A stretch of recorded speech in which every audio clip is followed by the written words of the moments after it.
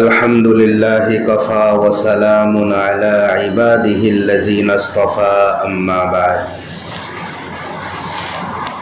أعوذ بالله من الشيطان الرجيم بسم الله الرحمن الرحيم لو أنزلنا هذا القرآن على جبل لرأيته خاشعا متصدعا من خشية الله وَتِلْكَ الْأَمْثَالُ نَضْرِبُهَا لِلنَّاسِ لَعَلَّهُمْ يَتَفَكَّرُونَ وقال الله تعالى شهر رمضان الذي أنزل فيه القرآن صدق الله العظيم. معزز سامعین کرام، حاضرین جمعہ، رمضان المبارک یہ قرآن کا مہینہ ہے. اس مہینے میں قرآن شریف نازل ہوا ہے، اور نہ صرف قرآن شریف بلکہ آسمانی تمام کتابیں رمضان المبارک میں نازل ہوئی. تورات حضرت موسیٰ علیہ السلام پر، انجیل حضرت عیسیٰ علیہ السلام پر، زبور حضرت داؤد علیہ السلام پر، ابراہیم علیہ السلام کے صحیفے اور دیگر انبیاء علیہم السلام پر جو صحیفے اترے ہیں وہ سب رمضان المبارک میں ہی اترے ہیں. بہت زیادہ گہرا تعلق ہے کلام الہی کا اور رمضان شریف کا.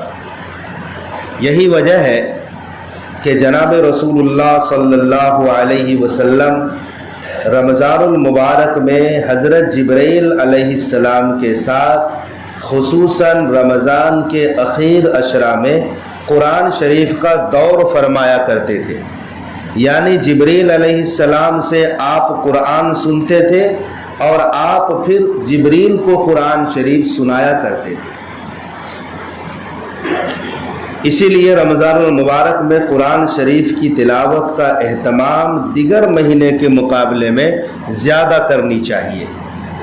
پیارے آقا صلی اللہ علیہ وسلم کا ارشاد ہے، ایک حرف قرآن کی تلاوت پر 10 نیکیاں ملتی ہیں. پھر آقا نے فرمایا، میں یہ نہیں کہتا کہ سارا الف لام میم ایک حرف ہے، بلکہ الف ایک حرف ہے، لام ایک حرف ہے اور میم ایک حرف ہے.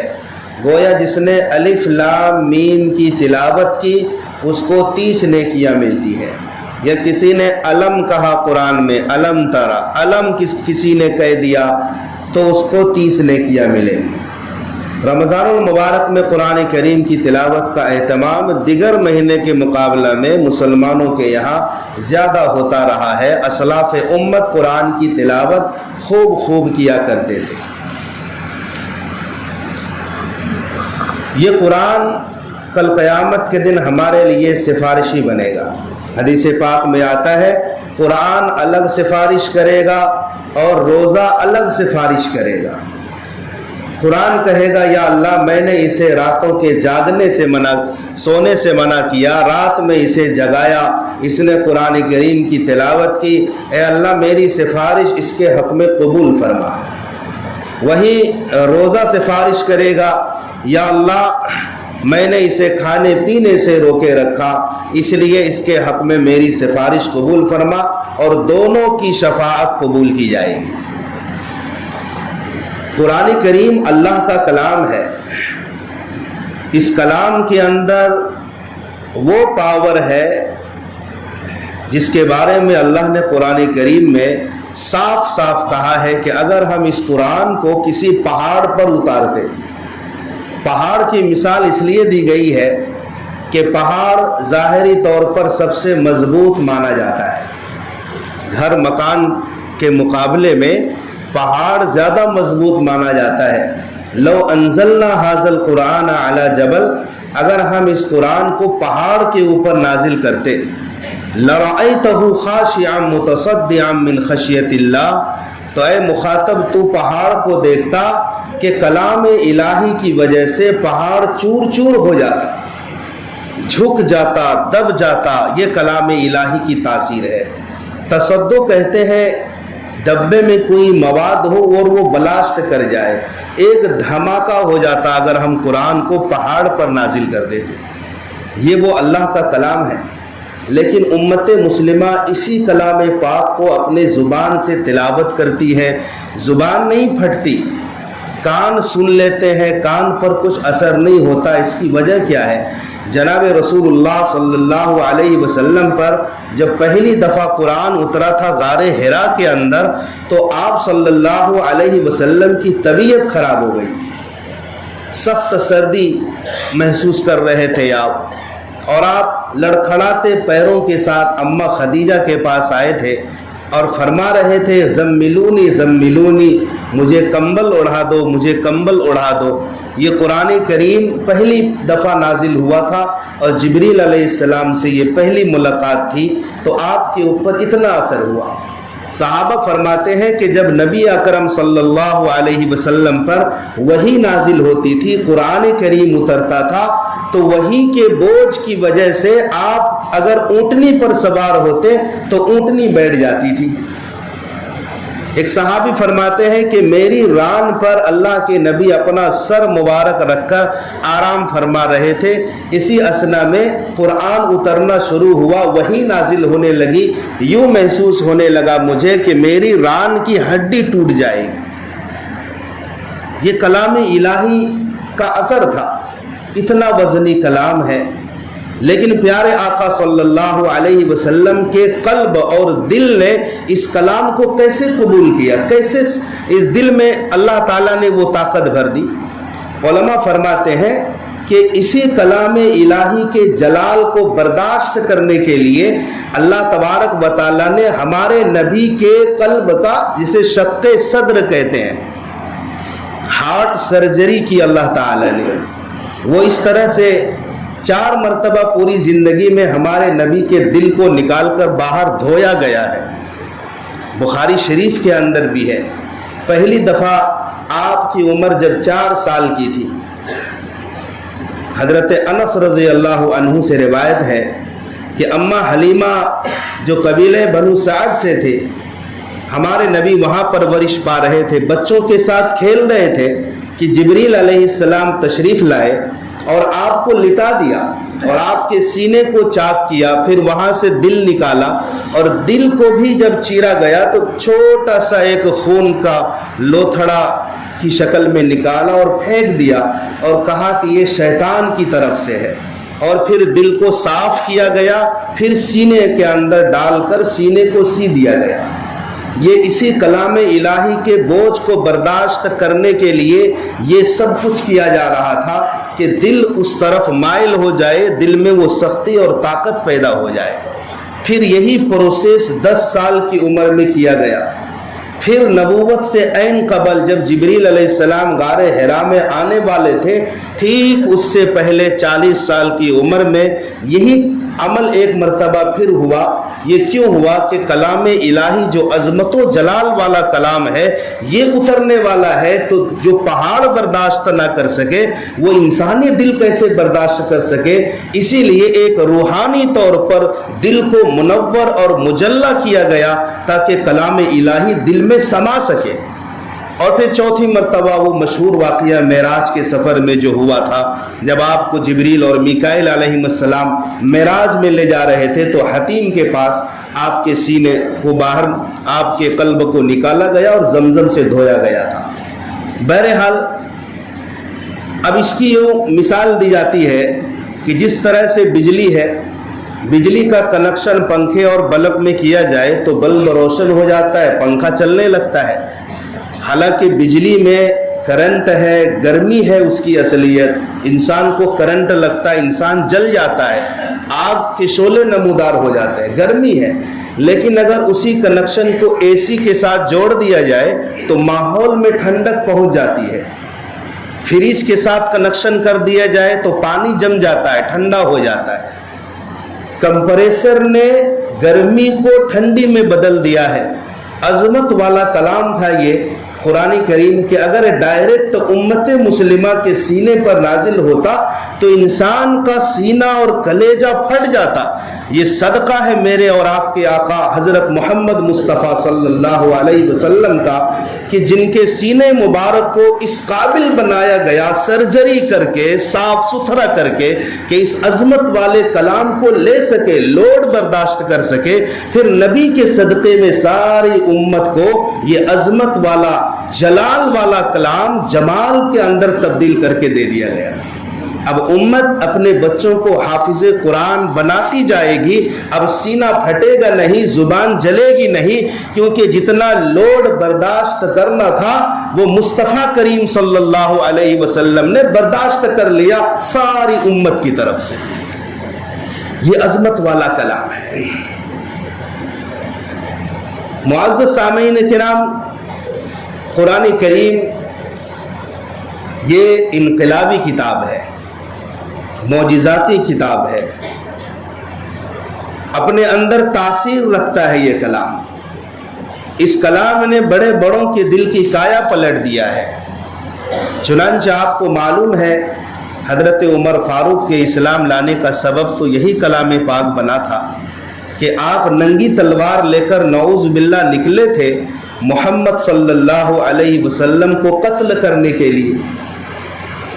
وہی جڑ ہے اصل اسلام کی، اگر اسی جڑ کو ہم کاٹ دیں گے پھر اسلام کا پودا آگے پھلے پھولے گا نہیں۔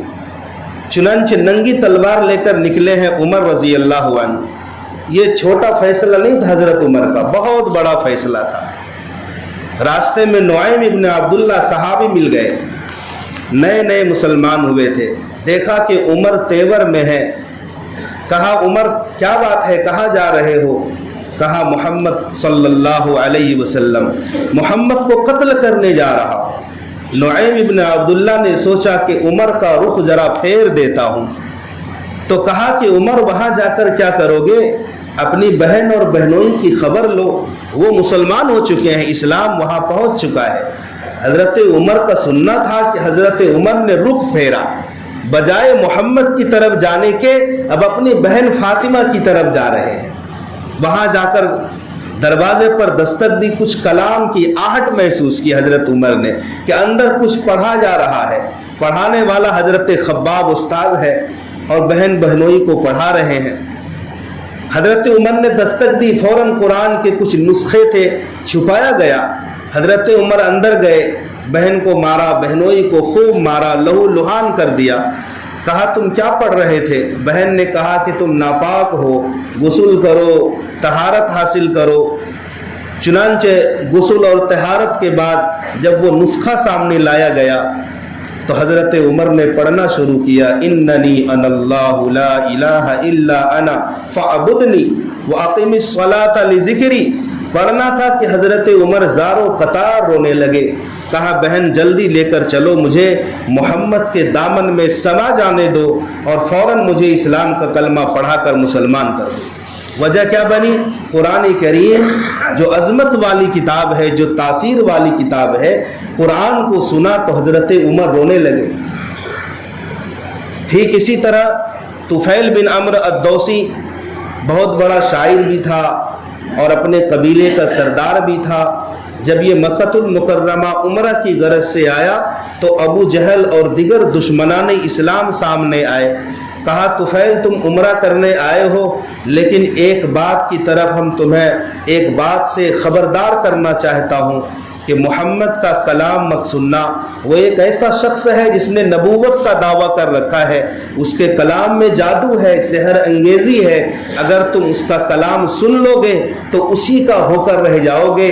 اسی لیے طفیل ذرا ہوشیاری سے مکے کی گلیوں میں چلنا پھرنا۔ حضرت طفیل فرماتے ہیں میں نے تو اپنے کانوں میں روئی ٹھوس لی کہ محمد کا کلام ہی نہیں سنوں گا۔ روئی ٹھوس کر صحن حرم میں طواف کر رہے تھے، اللہ کے نبی صلی اللہ علیہ وسلم نماز میں قرآن پڑھ رہے تھے، نہ چاہتے ہوئے بھی آدمی خوب روئی ٹھوس لے کان میں، کچھ نہ کچھ آواز تو پڑھ ہی جاتی ہے۔ ہمارے نبی کی تلاوت کی آواز طفیل بن عمرو الدوسی کے کان میں پڑی۔ بے ساختہ کہا طفیل تم یہ کیا کر رہے ہو؟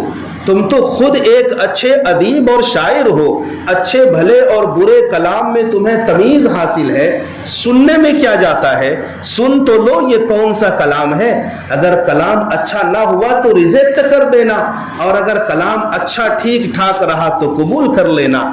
فوراً روئی باہر نکالی اور ہمارے نبی صلی اللہ علیہ وسلم کے تلاوت کردہ کلام کو سنا تو کیا ہوا، ہمارے نبی سلام پھیر کر نماز کے بعد اپنے گھر کی طرف، تو طفیل بن عمرو بھی ہمارے نبی کے پیچھے پیچھے جا رہے ہیں، اور کہا کہ اے محمد، لوگ آپ کے بارے میں کیا کہتے ہیں، آپ کا کیا خیال ہے؟ ہمارے نبی نے جواب نہیں دیا، صرف قرآن کریم کی آیات کی تلاوت کی۔ حضرت طفیل بن عمرو الدوسی دامن اسلام کے اندر آ گئے۔ یہ تاثیر والا کلام ہے، ہم اور آپ سرسری طور پر پڑھ لیتے ہیں، لیکن قرآن ہم سے مخاطب ہے، قرآن بولتا ہے، قرآن کچھ کہہ رہا ہے ہم سے، ہم اور آپ سمجھ نہیں پاتے ہیں۔ اسی لیے حضرت علی رضی اللہ تعالیٰ عنہ فرماتے ہیں، جب میرا دل چاہتا ہے کہ اللہ مجھ سے بات کرے تو میں قرآن پڑھنے لگتا ہوں، کہ قرآن سراسر سارا کا سارا اللہ کا کلام ہے اور بندے سے اللہ گویا باتیں کرتا ہے۔ اور جب میرا دل چاہتا ہے کہ میں اپنے رب سے بات کروں، تو پھر میں نماز کی نیت باندھ لیتا ہوں، وہاں بندہ رب سے باتیں کرتا ہے اور قرآن کی تلاوت پر رب بندے سے باتیں کرتا ہے۔ اسی طریقے سے شروع میں جب مسلمان مکہ المکرمہ سے ہجرت کر کے حبشہ چلے گئے تو کفار مکہ کو پھر بھی چین نہ آیا۔ حبشہ پہنچ کر وہاں کے بادشاہ نجاشی کو ورگلایا مسلمانوں کے خلاف کہ ہمارے وطن سے کچھ لوگ بھاگ کر یہاں آ گئے ہیں، مجنون ہیں، دیوانے ہیں، آپ ذرا ان کو ہمارے حوالے کر دیں، ہم مکہ لے کر جانا چاہتے ہیں۔ نجاشی بڑا انصاف پرور بادشاہ تھا، اس نے کہا مسلمانوں کی باتیں بھی سن لیتے ہیں۔ مسلمانوں کے امیر کو بلایا گیا، حضرت جعفر طیار رضی اللہ تعالیٰ عنہ کو، کہا آپ لوگوں کا کیا کہنا ہے؟ کہا ہمارا کہنا یہ ہے کہ ہم سب بے وقوف تھے، نادان تھے، جاہل تھے، ان پڑھ تھے، ہم مردار کھا جاتے تھے، ہم حرام کھاتے تھے اور ہم جھوٹ بات بولتے تھے، اور ہمارے اندر حلال اور حرام کی کوئی تمیز نہیں تھی، لڑکیوں کو زندہ دفن کرتے تھے، عورتوں کا کوئی مقام نہیں تھا۔ گویا مکے کے اندر زمانے جاہلیت کی تمام برائیوں کو گنوا دیا۔ اس کے بعد سورہ مریم کی آیت تلاوت فرمائی، تلاوت جاری تھی حضرت جعفر طیار کی، اور نجاشی جو حبشے کا بادشاہ تھا زار و قطار رو رہا تھا۔ اسی لیے جب نجاشی کا جس دن انتقال ہوا تھا، ہمارے آقا صلی اللہ علیہ وسلم نے غائبانہ نماز جنازہ ادا کی تھی۔ گویا کہ نجاشی آپ پر ایمان رکھتا تھا، اور یہی نہیں، یہ وہ نجاشی بادشاہ ہے جس نے آپ صلی اللہ علیہ وسلم کے ایک بیوی کا حق مہر ادا فرمایا تھا، نجاشی حبشے میں رہتے ہوئے۔ بہرحال یہ قرآن ایک تاثیر رکھتا ہے اپنے اندر، اس کلام کو ہم اگر سمجھ کر پڑھیں نا، اسی لیے کہا جاتا ہے قرآن کی خوب تلاوت کرو اور تھوڑا سا کبھی کبھی ترجمے کے ساتھ بھی قرآن پڑھو کہ قرآن ہم سے کہتا کیا ہے۔ ہم ساری زندگی پڑھتے رہے الحمدللہ رب العالمین، اور ہم یہ نہ سمجھ پائے کہ کیا کہا جا رہا ہے، اللہ کی طرف سے کیا پیغام ہے۔ ہم پڑھتے رہے غیر المغضوب علیہم ولا الضالین، اور ہم آمین کیوں کہتے ہیں؟ کیا وجہ ہے کہ غیر المغضوب علیہم ولا الضالین کے بعد آمین کہی جاتی ہے؟ تو اگر ہم معنی کے ساتھ سمجھ کر پڑھیں گے، کم سے کم سورہ فاتحہ کا ترجمہ تو ہمیں یاد ہونی چاہیے۔ یہ تو اسی طرح ہے کہ کوئی خط کسی نے بھیجا، اپنے محبوب نے، محب نے محبوب کو بھیجا، اور محبوب کو پتہ ہی نہیں کہ خط میں کیا لکھا ہے۔ اگر پتہ نہیں رہتا ہے نا تو دوسرے سے پڑھوایا جاتا ہے، ذرا دیکھو تو صحیح میرے محبوب نے کیا لکھا ہے۔ جب تک اس خط کو سمجھ نہ جائے تب تک چین نہیں آتا۔ یہ قرآن شریف اللہ کی طرف سے ہمارے نبی کے صدقے میں، یہ ہم امت مسلمہ کے اوپر اللہ کی طرف سے ایک خط ہے، ایک چٹھی ہے، میسیج ہے۔ اس کو ہم اگر سمجھنے کی کوشش نہیں کریں گے تو ہم نادان ہیں۔ اسی لیے قرآن کریم یہ وہ عظمت والی کتاب ہے جس کی حفاظت کی ذمہ داری بھی اللہ نے لی ہے۔ तौरात शरीफ नाजिल हुई, तौरात की हिफाजत की जिम्मेदारी अल्लाह ने नहीं ली थी। इंजील नाजिल हुई, हिफाजत की जिम्मेदारी अल्लाह ने नहीं ली।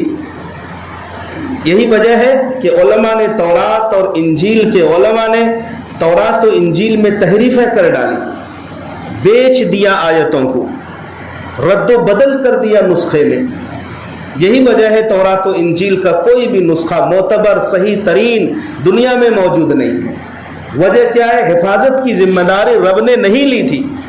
लेकिन कुरान शरीफ ये वो किताब है, उम्मत पढ़े या ना पढ़े, लेकिन रब ताला ने दो टोक कह दिया है कुरान में, इन्ना नहनु नज़्ज़लना ज़िक्र व इन्ना लहू लहाफ़िज़ून।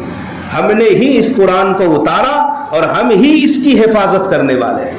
1450 साल का अरसा गुजर चुका है नुज़ूल कुरान पर, लेकिन ज़बर ज़ेर पेश सब कुछ सलामत है और सुबह क़यामत तक इंशाअल्लाह सलामत रहे।